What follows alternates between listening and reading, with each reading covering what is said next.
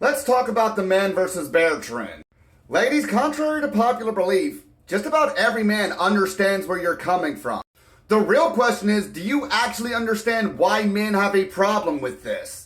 You see, some of you are trying to get men to understand where you're coming from by saying, if you had a little girl, would you rather be lost in the woods with a bear or another man? The problem is, child abuse conviction rates, y'all are slightly above men. Peer review research, including fatalities, y'all lap men by a wide margin. So, if we go based on statistics alone, it's probably a lot smarter to pick a man over a woman to watch your child. And as someone who speaks out against abusive women because I was raised by an abusive mother, I already know what a lot of y'all are going to say. But children are more likely to be around women. We're teachers and daycare workers and nurses. Do you honestly think the same thing couldn't be said about the man versus bear thing? Perhaps the reason more women have been unalived by men is because you're more likely to be around men than bears? There's absolutely nothing to be ashamed of or feel guilty about here, but the reality is this whole trend has actually exposed a subconscious bias that pretty much everybody has. And this bias is commonly referred to as the halo effect. Pause to read. Finished reading? Because there's actually more. There's actually a subcategory of this called the women are wonderful effect. In fact, it's kind of funny that feminist icon Susan B. Anthony actually spoke on it before it really had a name.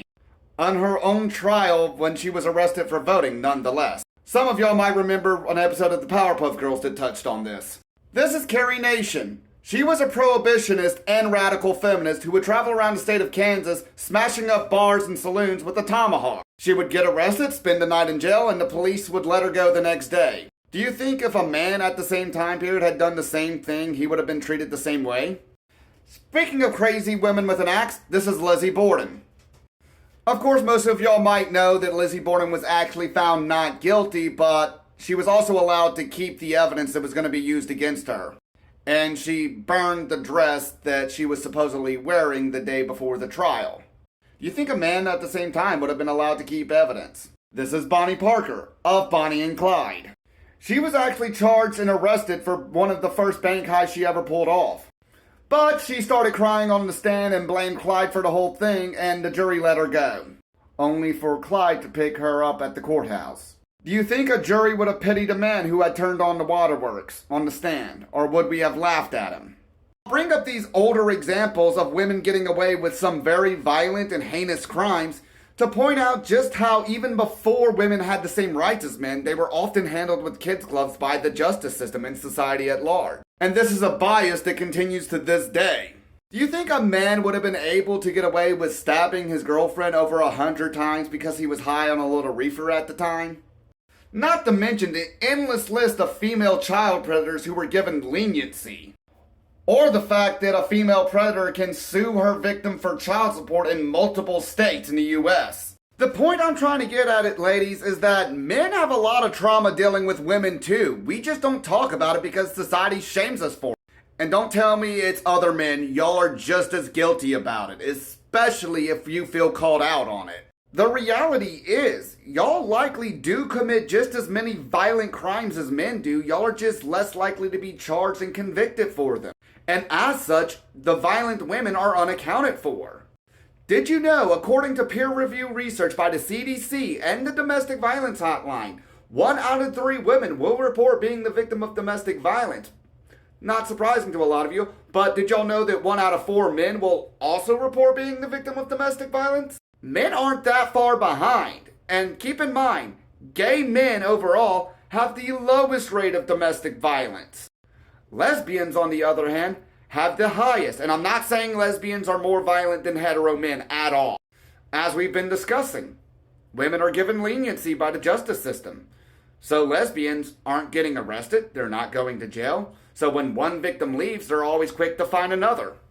And another key factor is likely the fact that unlike boys, girls are taught to recognize the signs of abuse and to speak out when they are in those situations. Guys are pretty much raised on a shut up and get over it. More importantly, boys are taught from a very young age that they can't hit girls, often not even in self-defense. Ask yourself, were you ever taught as a little girl not to hit boys? And I know somebody's going to try to argue that most hetero women who are accused of abuse also report being the victim of abuse. Does that not sound fishy to anyone? Only 10% of men who are abused by women speak up on it. And out of that 10%, 2 out of 3 will be falsely accused. And regardless of what a lot of radical feminists have convinced you of on the internet, people already believe women. From Emmett Till to the 2006 Duke Lacrosse to Johnny Depp, people believe y'all. Sure, if you go to the police, they're going to cross-examine you to see if you're telling the truth. That's their job. That doesn't mean they don't believe you. But like it or not, women do make false accusations because they know they are going to be taken seriously. Hell, sometimes women don't even need to make false accusations. This was a video I saw not too long ago of a woman throwing bottles at a man in a grocery store. And this was the comment section, people pointing out irrelevant anecdotal evidence to suggest that he must have done something. And was pretty much the first several rows of comments. Ladies, I understand that a lot of y'all have had bad experiences with men, and some people turned around and said, what were you wearing? Why were you on that side of town? But keep in mind, we deal with the exact same stuff. People will gaslight us and victim shame us just as much, probably even more. And I'm not saying all this because I'm convinced that just about every woman is a terrible, awful person. But just like y'all can't tell which men are dangerous, we can't tell which women are dangerous either. We are more alike than we are different. The difference is the issues that y'all deal with on a day-to-day basis are mainstream discussions. What we deal with isn't. I know that it sucks to be told that you have daddy issues when your father failed as a parent. Because people mock me for having mommy issues when my mom failed as a parent. So when we hear this man versus bear thought experiment and we see your reactions, it really sucks for us because a lot of us have had just as many bad experiences with women.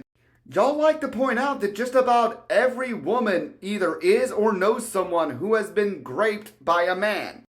But are y'all aware is just about every man either is or knows someone who has been falsely accused by a woman? Hell, I have a friend whose girlfriend tried to cut off his hand. When he tried to go to the police, she claimed that she was being abused and the police arrested him. And I know some of you are going to try to argue, but false accusations are rare. No, they're not. False convictions are rare. There's a reason I still follow J.D. DeLaley and never try to challenge him on how pedos are treated in prison. Because I know the justice system does a very good job of weeding out false accusations, and not to mention, what does a kid gain from lying? So yeah, if you went to court, fought the charges, and still got convicted, there's a less than 1% chance that you didn't do it. So I don't lose sleep at night hearing what goes on to people who touch women and children in prison. There's a reason I don't advocate for changing laws to make it harder to get a conviction on this channel. It's not necessary. But I was doing a live stream on this man versus bear thing on one of my backups, and I literally had somebody come into my live stream and accuse me of being on the registry. To his credit, he was pointing out that I was convicted for a crime, but just to be clear, my penis was not in my paperwork. Now, I'm not going to tell you the story here because it's irrelevant, but if y'all want, ask away. I will happily tell you why I am a convicted criminal. And just to be clear, it was a misdemeanor, not a felony. I never served any hard time. But while we're on the subject, let's break down the raw numbers. There's roughly 165.8 million men in the U.S. and just under 800,000 individuals on the National Sex Offender Registry. Let's go ahead and round it up and quadruple it. It's still less than 1% of the overall male population. So is it really fair to judge all men by that standard? Even if we counted all the convicted felons in the U.S., you might as well cut that number in half because most of them aren't there for violent crimes. Some of them are there for victimless crimes. Like seriously, most states are starting to legalize marijuana. I don't care if somebody sold it in the past before it was legalized. But even then, it's barely 5% of the population overall. The point I'm trying to make is there are just as many dangerous women and they are unaccounted for by the justice system.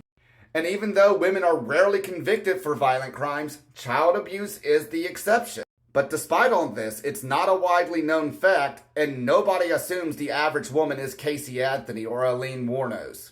We get where you're coming from, but can you try to understand why this bothers us so much? And can we start holding women to the same standard?